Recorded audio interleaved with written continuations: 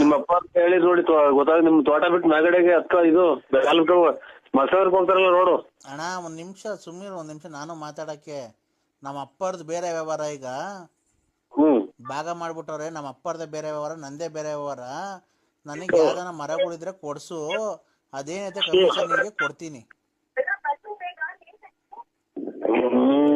ನನಗೆ ಅಷ್ಟು ದೊಡ್ಡದು ರಾಟು ಗೊತ್ತಲ್ಲ. ನಮಗೆ ತೋಟ ತೋರಿಸ್ತೀನಿ ಬೇಕಾರೆ ಅಷ್ಟೇ. ಯಾವ ಇಲ್ವಾ ಹಂಗಾರೆ ಇವು ಅಣ್ಣ? ಬೇರೆ ಮರಗಳು ಯಾವ ಇಲ್ವಾ? ಬೇವಿನ ಮರ ಕುಯ್ಸಾಕ?